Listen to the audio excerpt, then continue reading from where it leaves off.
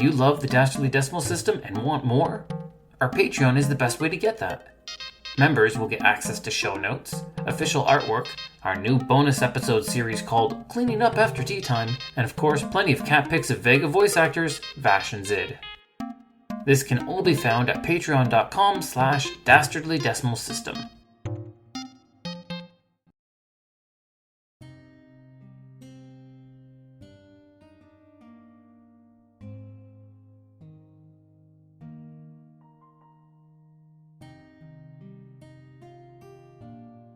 Glass omens, dread crowns, 3 princesses, shadow lady, deathless is the seeker.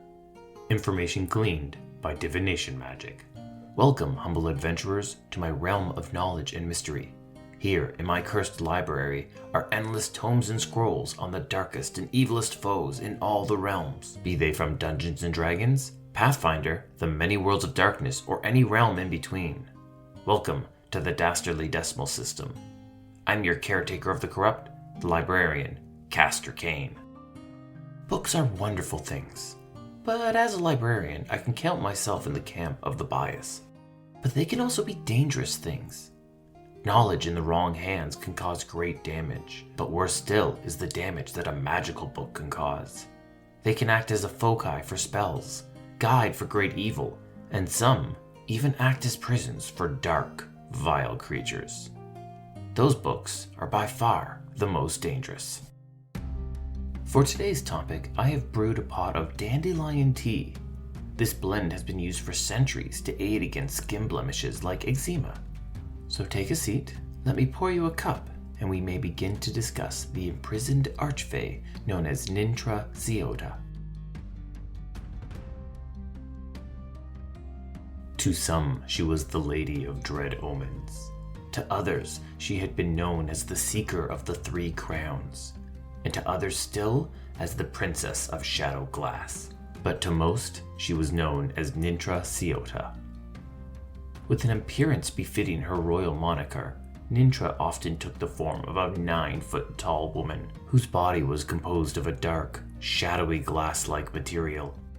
She had a piercing, hypnotic gaze with green eyes that shone like they were made from emerald fire itself. She spoke with a high pitch and lifting voice that seemed to resonate within your subconscious. Nintra wrapped herself in a shroud of magical darkness that would consume any light that dare surround her. As an archfey, Nintra was a powerful being who was blessed with great magical abilities. She favors shadow and illusion magic. She would conjure necrotic bolts of shadow to both blast her foes and poison them. She could coalesce shards of shadowy glass into a terrible storm that could rend flesh from the bodies of her foes. She could also conjure warriors whose bodies were made entirely from the same shadowy glass. Despite her great power, she was not above dipping into melee combat. In fact, she was a vicious combatant who would tear apart her enemies with her baleful and enormous claws. In the many realms, there are countless numbers of powerful creatures. The most strongest of these have a level of power that rival even the gods.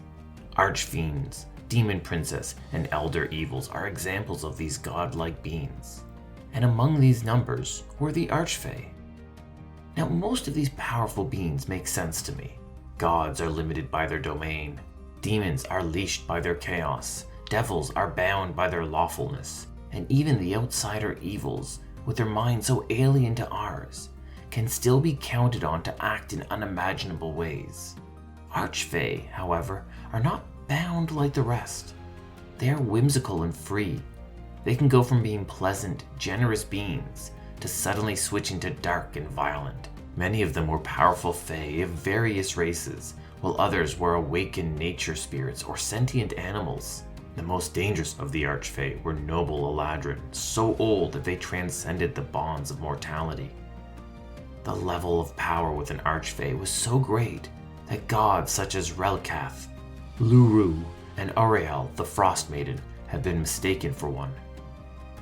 Many archfey had worshippers, and even bestowed divine magic to some. Others were contacted by wannabe warlocks.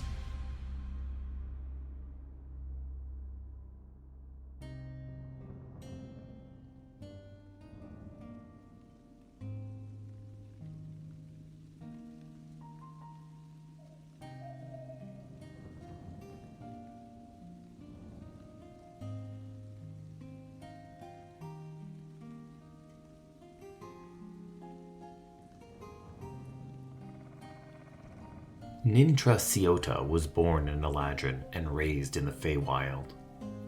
When she was of age, she joined the Unseelie Court. This was one of the ruling bodies for all Fey kind. Nintra joined at the bottom, as all new recruits do, but she desperately wanted more. Nintra was cunning and swift, but more importantly, she was charismatic and smooth. Her greatest strength was always her words and her nimble tongue. She excelled at making promises to the right person and gaining power with each of her successes. Bit by bit, she slowly began amassing power, growing in magical prowess, cultural standing, and influence, ascending in the court over and over.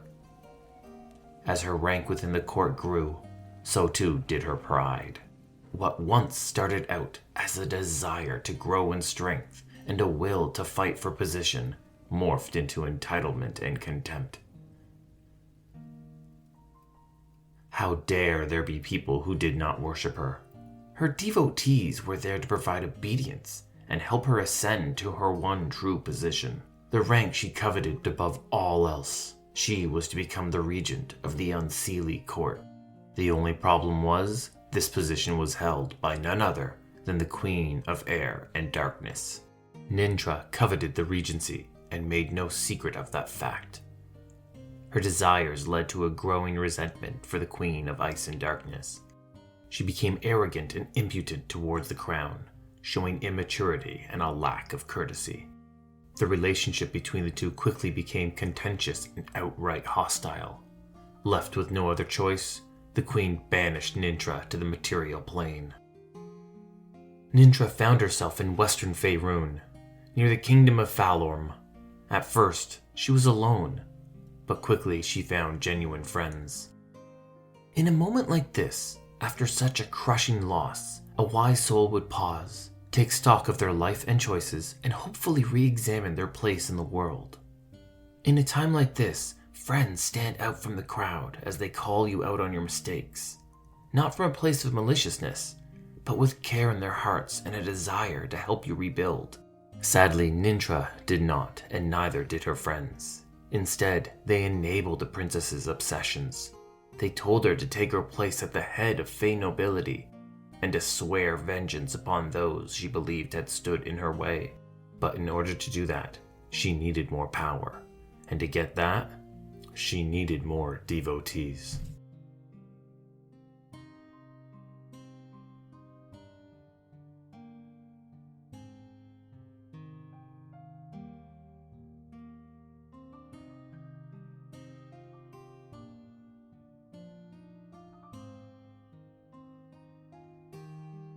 In the 6th century of Faerun history, Nintra Siotta began putting into action a scheme for power.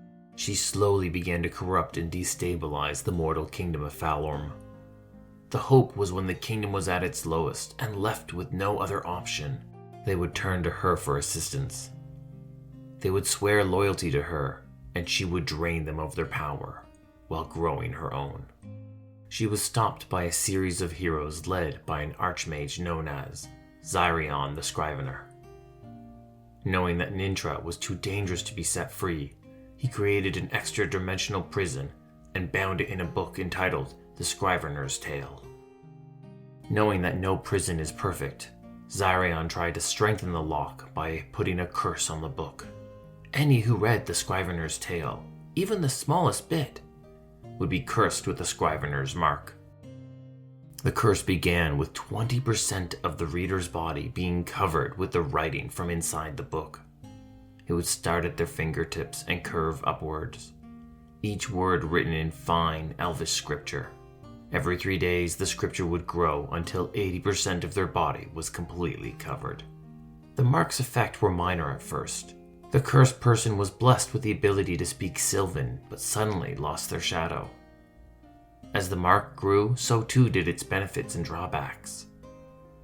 The mark would grant you magical abilities and spells, but robbed you of your ability to drink potions and even attune to magical items. The progression continued until the cursed individual transformed into a statue of solid, smoky glass.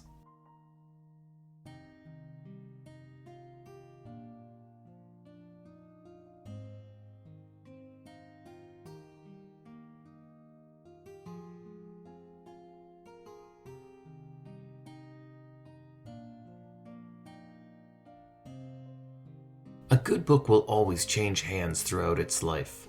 A banned book, doubly so. With this in mind, it is no surprise that the Scrivener's Tale changed hands several times over its 900-year history. Most who came into contact with it found death shortly after. Some became glass statues, while others found the end of a blade due to the sudden and mysterious party infighting. A human by the name of Rillian came across the book and was instantly infected by the mark. He went into debt securing the services of a wish bell to remove the curse. Now fully aware of the threat that the book could cause, Mashil decided to deposit the book in the safest place imaginable, the Candlekeep Library. Given my current surroundings, it should be no surprise that I adore libraries.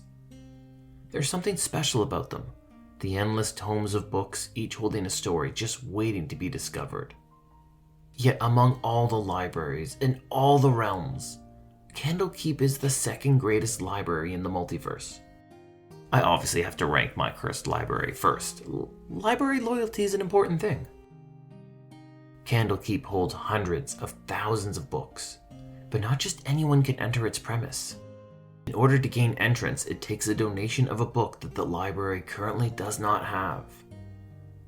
Now, I have stepped foot in Candlekeep twice. For the first time, I donated a copy of Elminster's Ecology's Appendix 3A. For my second visit, I gave them a copy of a raunchy romance book I found in a different realm. The book was called Tusk Love. I don't know why, but they seem to adore the second book a lot more than the first. The Scrivener's Tale stayed in Candlekeep, untouched for a decade until it was mistakenly given to a company of adventurers, inflicting the mark upon one of their numbers. Imagine absent-mindedly reading a book, even just a few pages, and discarding it because it's not your style of read, which is valid. You move on, complete your day, and eventually turn in for the night, never giving that discarded book a second thought. That's when the dreams happen. The dreams are as vivid as anything you remember from your actual life. You feel the sweltering sun beating down as you take shelter in the shadow of a tumble-down tower. In the distance, a vast army is on the march across mud-churned farm fields. The need to hide from the marching foe is overwhelming, and you quickly retreat into the tower. Inside the tower's half-ruined walls, you discover a boar spear that is driven shaft down into the ground, and whose head is adorned with 3 crowns. One limb of the spear's crossguard bears a narrow silver circlet. On the other hangs a crown of adamantium. Around the spearhead is a golden crown adorned with emeralds. You feel the need to seize one of the crowns, to simply grab it. The draw is unbearable, but as you reach for one, you suddenly wake up and find your body covered in elven scripture. The adventurers needed to free themselves from the mark, so after some research, they set out to investigate. But as they traveled, they found themselves quickly ambushed by a gaggle of Formians and Fey wizards. They didn't care where the heroes were, they would still attack. Once they even assaulted the heroes in the middle of Baldur's Gate. Seriously, what is it about that city? These Formians were loyal to the Queen of Air and Darkness. Whatever she asked of them, they did. Whatever she wanted, they fetched. And at that moment, the Queen wanted the Scrivener's Tale. With the book, the Queen could finally have Nintra under her control. But without the book, the heroes had no way to save their lives. So when the heroes refused, the Queen sent more of her court after them. Eladrin archmages, slads, vampire, fey assassins, and even a green dragon were dispatched to retrieve the book, at any cost.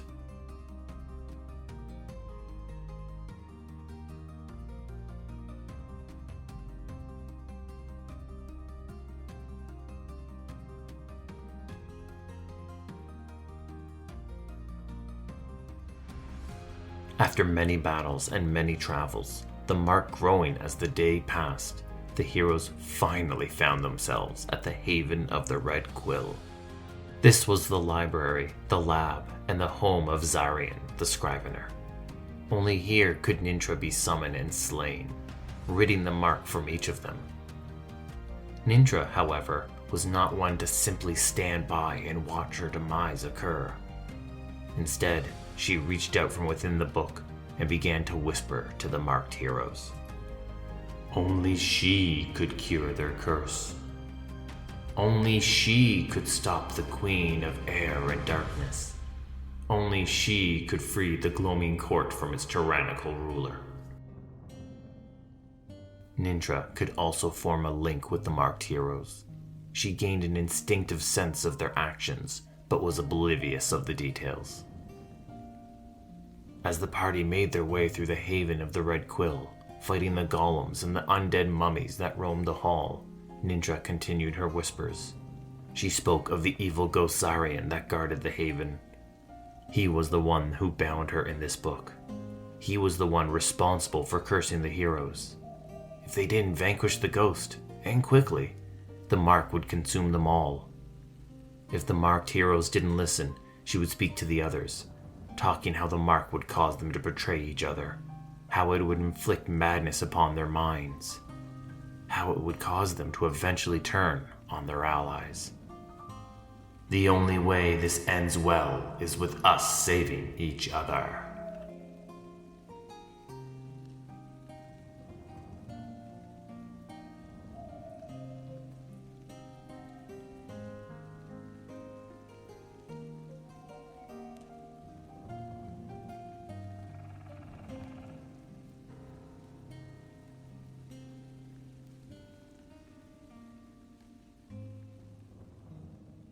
The heroes entered the great library. It was a large circular chamber, heavy with the smell of dust and stale air. A 50-foot-high dome of crystal panels make up the ceiling, as a pair of frighteningly tall bookshelves lined each wall. The gaps between each bookcase was filled with smoky, gray glass mirrors. At the center of the space was a ritual circle, nearly 30 feet across and carved into the stone floor. The marked hero walked into the center of the ritual circle and began to prepare. Instead of vanquishing the ghost, the heroes decided to talk to Zarian. He revealed that the only way to rid themselves of the curse was to first summon Nintra and then to slay her, and he definitely told them how. To begin, the marked heroes must stand in a circle and light 6 candles. Then they invoked all of the princesses' names. Nintra Siotta, the Princess of Shadow Glass, Lady of Dream Omens, Seeker of the 3 Crowns. Then, with parchment and ink, they must scribe their intention to free the princess. Smoke came from each of the candles and began to billow together. They swirled around and started to take form. As the seconds passed and even more smoke joined, the form became more and more human until it transformed into the princess. Nintra Siotta was finally free. She let out a cackling laugh and instantly turned on the heroes and attacked. She began by shattering a mirror, flinging each of the shadow glass shards at the hero. They easily tore through flesh and riddled the heroes with cuts. Then she summoned 6 shadow-glassed warriors to fight alongside of her. The heroes fought back, but the archfey's power were too great. She could blink around the library, slashing with her claws and blasting them with shards of shadow. She summoned dark magic to cast illusionary duplicates to confuse her foes. She even tossed one of her cleric foes into a mirror, trapping them in a glass prison. In between each, she would shatter yet another mirror and fling the shards, only for the mirror to instantly repair themselves. Nintra's power far outweighed that of the heroes, but her time in prison the book had taken its toll. She had been weakened and her fighting was rusty. Even her arrogance had led to her downfall. There was no way mortals could best her. It wasn't long until the heroes gained the upper hand. As the battle turned against her, Nintra called upon darker magic to even the fight. She infused the curse with dark magic and watched as it rapidly expanded on the heroes. Some went from a single rank of curse to 4, while others were instantly petrified as glass statues. In a moment of assumed triumph, Nintra struck down her final foe and watched as they all lay there, clinging to life. She cackled loudly and began to plan her ascension. The Queen of Air and Darkness would fall next, and she would have the crown she so long desired. Seeing her distracted, consumed by her arrogance, a hero let out a desperate strike. It was not at Nintra, but at the mirror. They shattered it, freeing the cleric. A wave of healing magic suddenly rippled across the room, and the heroes found themselves renewed and back in the fight. Nintra fell quickly after, falling to the stone floor, unconscious. But that was not her end. She would completely heal herself in an hour. In order to prevent this, the marked hero returned to the ritual circle and extinguished each of the 6 candles. Smoke rapidly began to pour out of Nintra, ripping her body apart in the process until all that remained was a pile of ash. Nintra Siotta, the Lady of Dark Omens, was finally dead.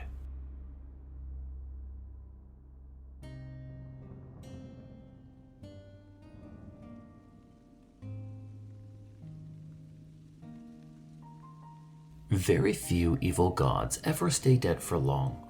They always have a return planned and a secret scheme squirreled away. It would do well to assume that the same holds true for an evil archfey, assuming that they were even dead to begin with. Lore about the archfey is chaotic, much like them, but I have come across writings of something called a nemesis. Now, an archfey is notoriously hard to kill. Most times it requires an item, a creature, or a special condition, one specifically designed to kill it and it alone. This is a nemesis, and each nemesis is unique to that specific archfey. Was the ritual created by Zarion powerful enough to be considered a nemesis? If not, will Nintra eventually reform? If she does, which kingdom will she set her gaze upon first? And will any of us be able to survive her wrath? It seems that our tea has once again run dry, which means our time is up. Join me again in my library for more stories and lore about the darkest villains from the darkest realms. This has been the Dastardly Decimal System, and once again, I'm your librarian, Castor Cain. The Dastardly Decimal System can be found on Twitter, Instagram, Facebook, and TikTok at DD System Podcast. That's Delta Delta System Podcast. Drop us a message and say hi. Vega always loves the attention. This podcast was produced by Midnight Reading Audio, a division of Midnight Reading Publishing. The voice of Castor Cain is Larry Gent. Hi. The voice of Vega was provided by my cats, Vash and Zid. Music was Enchanted Forest by Alexander Nakarata from Pixabay.com, licensed under the Creative Commons. Thank you, and have a wonderful, wonderful evening.